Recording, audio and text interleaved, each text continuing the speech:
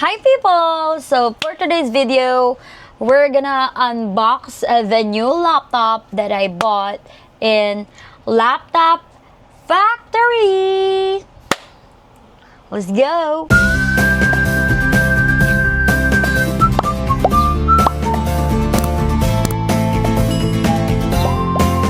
Ito yung laptop. Ito ang bagong model ng Acer. Ito ang Acer Swift AI 14. So, ang inclusion nito is ang Acer bag at Microsoft Office lifetime na siya. So, let's see. Actually guys, alam nyo sa Laptop Factory, take note, hindi po ito hindi ito sponsored. Wala itong kahit anong talagang nakikita ko lang sila sa FB ko. And credits pala sa iyo, Kuya Bri. Thank you sa pag-share sa akin ng kung saan ba pwedeng bumili ng laptop ng mas mura kaysa sa regular price niya. Alam nyo guys, dito kay Laptop Factory, brand new yung laptop, pero hindi siya, alam nyo kay Laptop Factory, brand new yung laptop nila, pero mas murang price. No? So, let's unbox this. Teka, kuha akong gunting. Yan. So, gupitin lang natin to.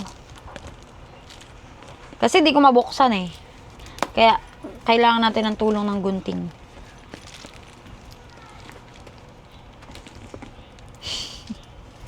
With our ang atin siya, live audience.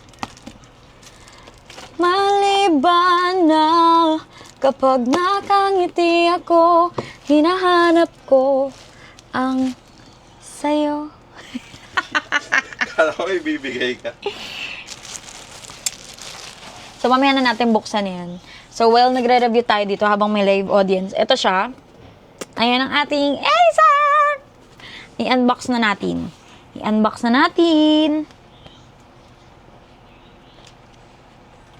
So, syempre kanina, doon sa shop, inopen na siya to check if working ba lahat ng keys and if may defect, physical, tsaka yung software. And then, now, let's just... Ayan na, guys! Alam niyo yung kinaganda niya? Naghanap kasi ako yung work ko kasi, as in, sobrang daming tabs yung ginagamit ko. And medyo, parang yung laptop ko, medyo mabagal na siya. Sabi nga nito, ng aking reviewer na live audience. Ayan, so, ayan siya. Ang kulay pala is steam blue daw. Parang black to. Hindi ko alam, steam blue pala yung kulay niya. So, ayan. Ayan o. Swift series. Kita nyo ba? Swift series. So, open na natin. So, naka-ano na yung seal nito. Kasi inopen na siya kanina eh. Ayan o. Naka-open na.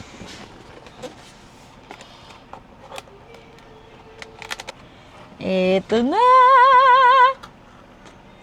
Kaya ng itlog yun doon. Kamukha nung ihian sa ospital. Lulubog lang ng onte. Yung mga example mo naman, hindi maganda. 14. Yep. Parang kasing laki lang pala nito. May isa pa tayong live audience doon, guys.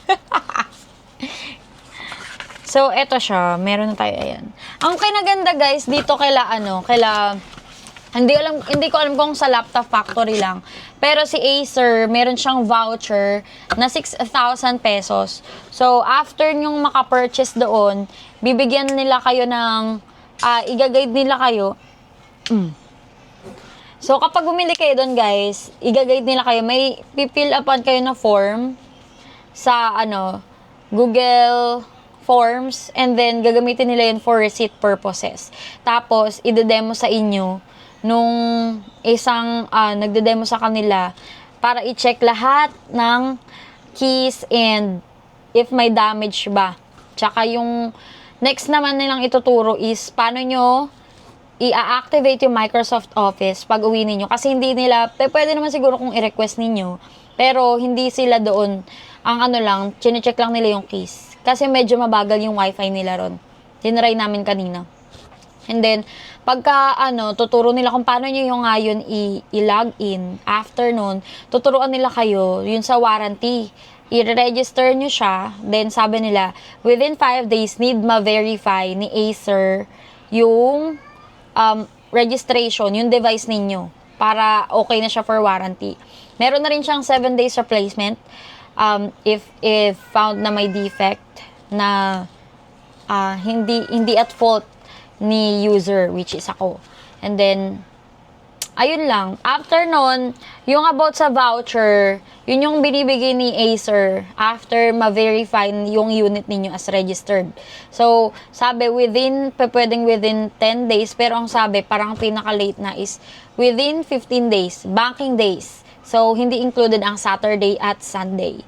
And isa pa, kapag naman, like, nagkaroon ng mga issue, pwede nyo itawag sa kanila. Need yun ng guide. Kapag may mga nakalimutan kayo, ganun. At saka, meron ding pwede nyo rin siyang i-open muna natin yung laptop bago natin itry yung mga kasama niya. Ayan. So, meron siyang ganyang bag. Ang liit niya! Hindi ko alam kung magkasing laki ba sila. Ay, mas maliit pa to. Sabi 14 inch to. Mas maliit pa to. Ayan guys. Ayan siya. Steam blue ang kanyang kulay. At may ganito siya. Hindi ko alam ano yan. Ayan yung style niya. Let's open it. Deal or no deal? Deal. Deal! Ayan. So, let's try it out. So, ayan. May ganito lang siya na takip. Alam nyo na yan kasi bumibili naman kayo niyan eh. Tapos, ito siya. Ito guys, ang kinaganda, 180 yung kayang i-rotate ng hinge niya. So, kapag gusto nyo ihiga, ayan, totally flat siya. Yan, ganyan. Ang ganda, di ba? Para ka lang nag-peppercent. So, ayan, may mga nakalagay sa kanya, Acer. Tapos, ito yung malapad yung niya, yung mousepad niya. Ang kinaganda nito guys, ang binili ko kasi yung Ultra 7 na. Yung Ultra 7, kasi yung gusto ko sana yung Ultra 9, pero wala silang Ultra 9 nito. Ito Ultra 7. Tapos Evo na rin siya, Evo Edition. Kaya matagal yung battery niya. Sa pagkakaalam ko, ang battery niya is kayang tumagal ng 8 to 13 hours. Basta hindi heavy work. Pero kapag heavy work, pero hindi ko sure ha. Malakas daw mag-consume kapag video editing. Pero kapag naman work ko, gaya yung maraming tabs, siguro kaya 10 hours nang hindi naka-charge. Kaya kapag video editing, mas suggested siguro kapag nakasaksak yung charger niya. And good thing, Type-C na rin yung charger niya guys. Ito. Sa kabilang port, Type-C na yung charger niya. And pwede nyong gamitin yung charger kahit ng cellphone as long as 65 watts siya. Pero kapag less than doon, kahit isaksak nyo yung Type-C, hindi gagana. So, let's try i-open. Nipis yun. Oo, sobrang nipis na niya. Oh. Kita nyo ba yan? At magaan siya. Ang gaan. Ilang grams? Ayan, lalagay ko na nun dyan. Kasi naman to nagtatanong. Yung live audience natin ayan ayun yung ambag niya. Yung mga hindi ko mabanggit ay banggitin niya. May nakalagay ba rito? Wala nakalagay sa kabila. May nakalagay ba? Ako na titingin. Mag-video ka na dyan. So, ayan. Ang ganda. Ang kinaganda ng screen nito, open natin. OLED na siya guys. Kaya sobrang vivid ng colors. Let's open. Backlit na rin yung keyboard niya. Ayan, opening na. Ayan na. Kikita nyo, may pangalan ko na kasi nilagyan ko na yun kanina ng nickname ko. Ayan o, kita nyo ba yung screen? Grabe. Sobrang ganda. OLED na. Alam nyo guys, 400 nit bits na to. Tapos 2.8K OLED. Actually, may pinagpipilian talaga ako. yung Asus ZenBook, tsaka itong Acer Swift 14 AI. Ang problema ko kasi, hindi ko ganun ka-afford si ZenBook. Ang difference lang kasi nila, yung isa si ZenBook may Ultra 9. Ito kasi Ultra 7. Pero goods na siya for my needs. Kasi naman si Ultra 9 doon, ang kinaibahan lang Ultra 9, pero same na 32 GB RAM, tapos 1 TB na yung SSD niya. Pero grabe, hindi ako makamove on sa ganda ng display niya. Tapos yung hindi siya Nvidia, Intel Arc na siya. Pero nagtanong ako kanina sa Laptop Factory, ang sabi nila much better ang Nvidia kaysa dito sa Intel Arc when it comes to graphics. Pero mas okay ang Ultra 9 kasi siya ang bago kaysa sa Intel Core 7 or i-series. basta sa i-series. Ito kasi Ultra. So yun ang bago ni Intel. Ayan. Let's test it out. Una sa lahat, i-connect muna natin to sa Wi-Fi. Touchscreen yung laptop. Hindi. Akala ko rin touchscreen. Hindi. May VPN na siya. Ito rin yung ginagamit namin. Pero wala siyang Google. Wala No? Usually talaga. Ang talaga Microsoft by Edge, tapos doon mo i-download yung Chrome. Kaya nga Chrome. Nakikita nyo ba yan? Gano'ng kaliwanag ang buhay? Ay. Meron silang MacBook doon. Meron silang iPad. Meron sila ng Asus, mga for gaming kahit for heavy work. Meron silang Acer, HP. May mga printer din sila. Tsaka meron silang mga gaming headset, keyboard, mechanical keyboard, speaker ng mga JBL. Meron sila doon. Parang lahat din ng brand ng laptops meron sila. Meron silang Thunderbolt. Thunderbolt ba yun o Thunder Robot? Thunderbolt tuloy. Meron din silang Chewy, MSI. Yan, meron sila niyan. Ang dami. Check nyo na lang yung website nila dyan sa Facebook page nila. And pwede kayo rin mag-chat sa kanila to check if may stock bago kayo magpunta, if interested kayo sa kahit anong item doon. So, responsive naman sila. And then, ito naman guys, yung camera niya is 1080p na. Ayan. So, ayun, nagpicture kami. Andyan yung picture. Tapos, ayan yung camera niya. Mas malinaw siya pag video, pero 1080p na siya, which is good. Parang nag-ano na rin siya, nag-autofocus sa subject kapag na-detect nila yung face. And then, let's check. And dito ang ating engineer para tulungan tayo. Engineer yan, guys. May sira kasi ako eh. Yung mga sa utak ko yung aayusin niya. Ayan.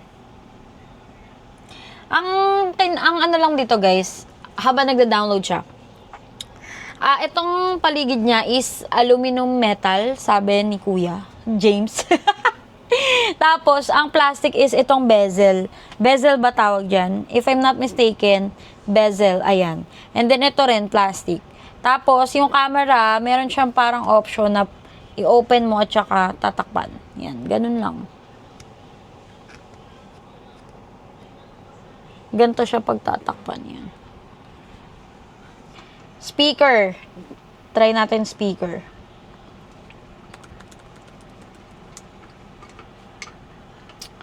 Pakinggan nyo to ha. Papakita ko sa inyo yung display at saka para marinig nyo rin yung speaker. Kung ano yung pinakamahina at saka ano yung pinakamalakas niya. Ayun yung pinakamalakas niya. Malakas ba?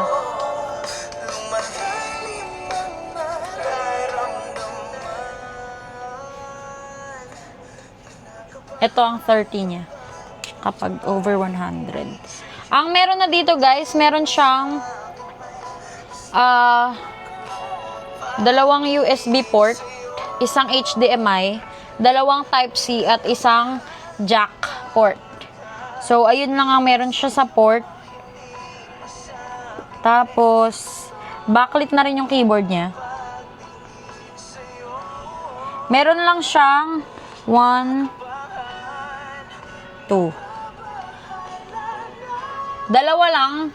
So, isa mild, tas isa na, yung pangalawang pindot nyo, yun na yung pinakamalakas. Then, after nun, mamamatay siya ulit pag kinlik nyo ulit. May co-pilot din siya. Diba? Parang ChatGPT na pala. Oo, parang automatic siya. Diba yung ChatGPT is AI? Meron na siyang automatic na co-pilot. Pagka kinlik nyo lang tong katabi ng alt key, lalabas na agad yung, pag kinlik nyo yun, lalabas agad tong Copilot, yung Microsoft Copilot, your AI comparison. So, lalabas na agad yung kung ano mang i-type nyo. Kumbaga, para meron na siyang GPT installed. Pero hindi siya GPT. Ito guys is very lightweight. Ano siya, pwede nyo siyang magamit for productivity and AI. Teka, ba't nagpe-play pa kasi yung tugtog? Ang ganda ng display. Pantrabaho ba to? Gagamitin ko rin kasi ito guys, pang edit ng vlog ko. Kaya ito yung binili ko. So, yung processor niya, Intel Core Ultra 7 na, 258V with Intel AI Boost. So, this is great for multitasking, lalo para sa akin na isang freelancer, executive assistant. Meron na siyang 32GB na RAM and 1TB na yung kanyang SSD. So, very fast and spacious na siya. Ang display niya is 14-inch siya. So, IPS. Ay! Ang nakalagay dito pero hindi naman siya ano. Ito guys, hindi siya touchscreen. Pero, sobrang okay na kahit hindi siya touchscreen guys. Yung kung gusto niyo ng touchscreen, go for Asus ZenBook na 14, may 15 din ata sila, tsaka 16, hindi ko alam. Battery life up to 15 hours. So, kahit bit-bitin nyo siya kahit saan, pwede kayo makapag-work. Ang gaan pa niya. Wi-Fi 6 na siya, tas yung Bluetooth niya, 5.4. Meron siyang dalawang Thunderbolt, may HDMI, USB-A. So, meron na siyang future-proof na ports. Tapos, meron na siyang 1080p na camera. May privacy shutter siya, may infrared sensor for facial recognition, tsaka may fingerprint reader na rin siya.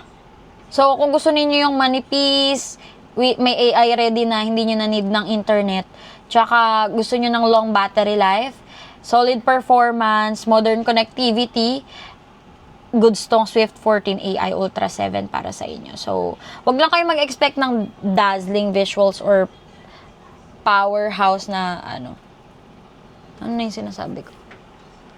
So, by the way, nabili ko lang to ng 64,999. Original price niya, kapag sa mall kayo bumili, is 84,999. And meron silang promo na 0% down payment kay BillEase. Meron silang up to 24 months. So, pupunta lang kayo kay Laptop Factory. Hindi ko lang sure kung sa lahat ng branches, pero sa main branch ako pumunta, which is sa tapat ng Robinsons Magnolia. And then, let's open the bag pala, no? Ito yung freebie niya. Hindi na natin napakita yung Microsoft kasi hindi ko pa nasa-set up. Pero ito. Laro ng Valorant. Oo, ga. Ultra 7 na yan, ga eh. Gusto mo ba bumili? Nagamit pa naman dapat. Ito yung libreng bag. Okay lang siya. I think hindi siya premium. Pero pwede na magagamit. If kukumpara ko sa bag nitong Asus laptop ko, goods ako sa Asus. Kaso nawawala siya. Hindi ko alam kung sino humiram. Pero ito, ayun yung bag. Tignan natin yung loob. Yung loob niya, meron siyang lagay ng laptop, of course. Lagay ng ballpen, dalawa. Ano to? Lagay ng tumbler. May lagay ng tumbler, wow. Tsaka may mga lagay ng mouse and everything. Ito. Tumbler ba? Hindi ba payong? Siguro kahit anong bilog, pwedeng payong, pwedeng Parang tumbler. nakatakot yung tumbler dyan. Hindi naman? Kasi magmamoist eh. Hindi rin.